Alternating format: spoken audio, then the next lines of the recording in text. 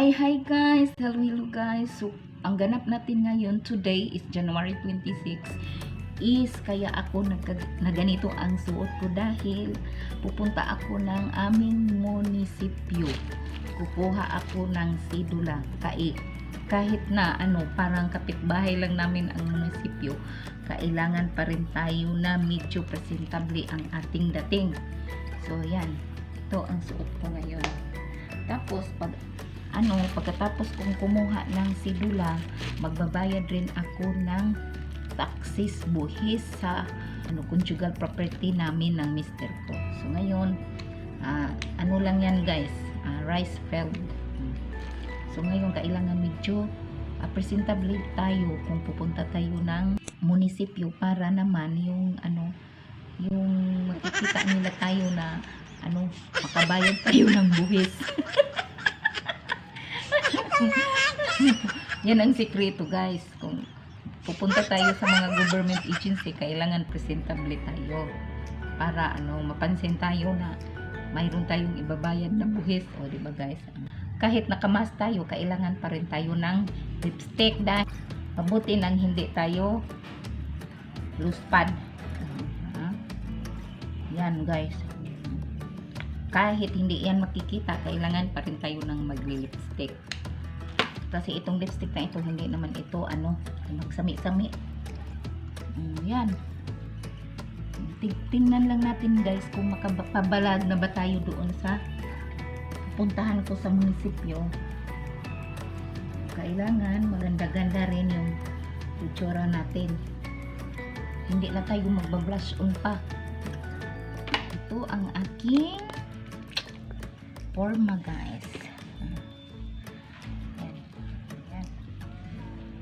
Mag-flat shoes lang ako. Ito ang forma ko ngayon guys. Ito ang aking damit ngayon guys. So, diba presentable pa rin tayo kahit simple man lang. Mapapansin tayo sa mga tailor doon. Anong kailangan mo ma'am? Diba sabihin mo, ma'am anong gagawin? Anong kailangan nyo dito? Ma'am, anong babayaran nyo? Diba makikita tayo na talagang magbabayad ito sa mga lupain. Sasabihin na kailangan tayo makabayad sa ating mga lupain. Magbabayad talaga ito sa mga lupain. Kahit isa lang ang lupain.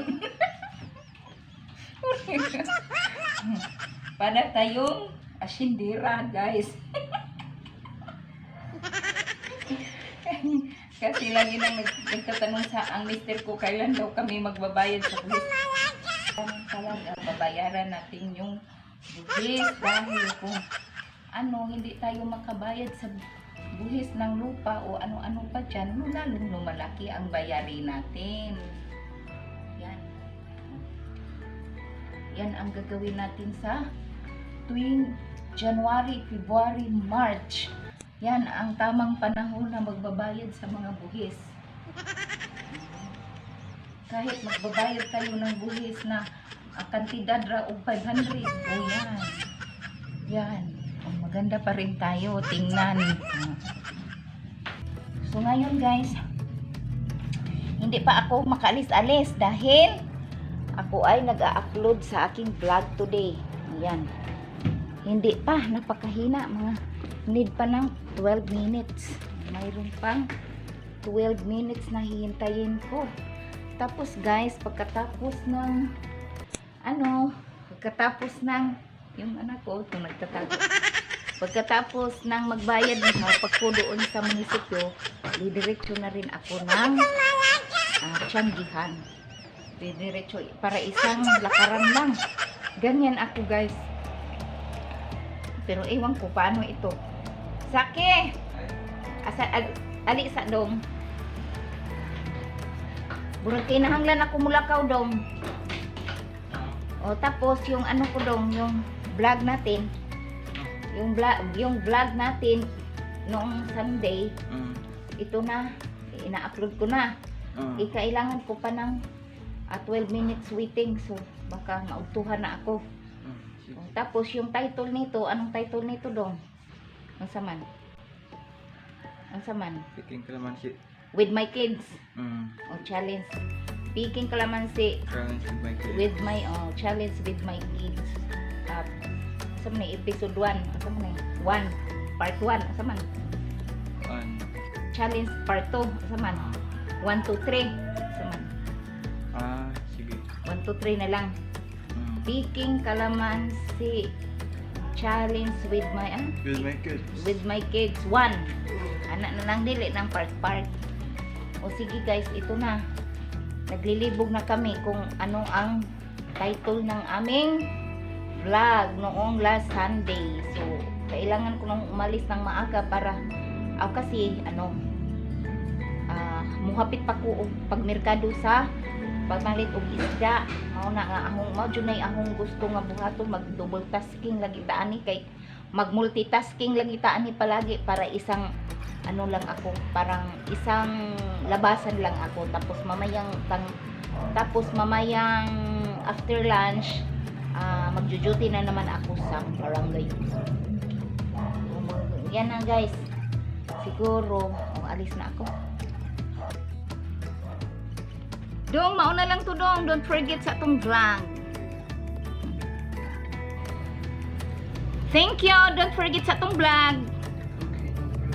Okay, thank you. Okay guys, suman ako dire sa bye-bye sa munisipyo. Yo. Suman ako dito, nagura.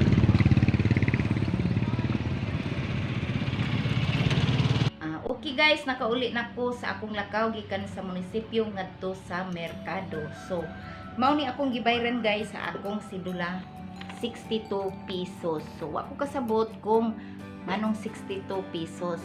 Pero gipangutan ako sa teller kung barangay Kagawan makuno ko hingin to ko nga. Oh ma'am, barangay Kagawan ko. Pila may imong sweldo ma'am? Ang akong tubag is 4,000 something. Diya mao to nga ilang gikalkyo. So nangatawa sila nga madyo pa si ma'am, istorya ko na sa tinuod kung pilay sweldo as a barangay Kagawan into ko. Naman di ay ma'am, diyan naman lagi uban ma'am nga dili nga istorya nga barangay Kagawan.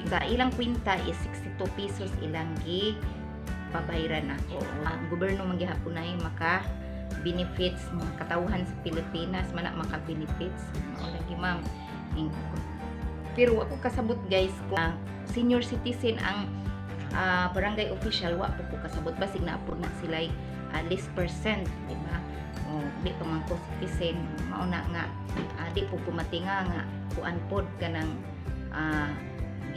sakto pod ang kuha kung pila ka percent sa 4,000 something nga sweldo nako sa barangay.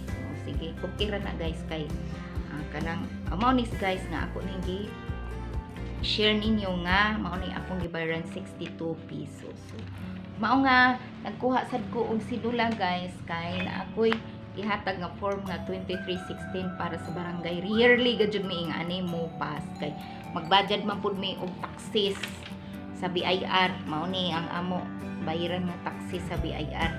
Mao na guys nga ayaw mo pagunahuna nga kaming mga barangay officials na wa mi nagbayad og taxes, bayad sa amin. Mao ni guys nga papanatag na ang akong loob nga ako na ning ihatod sa barangay treasurer. Mao ni guys.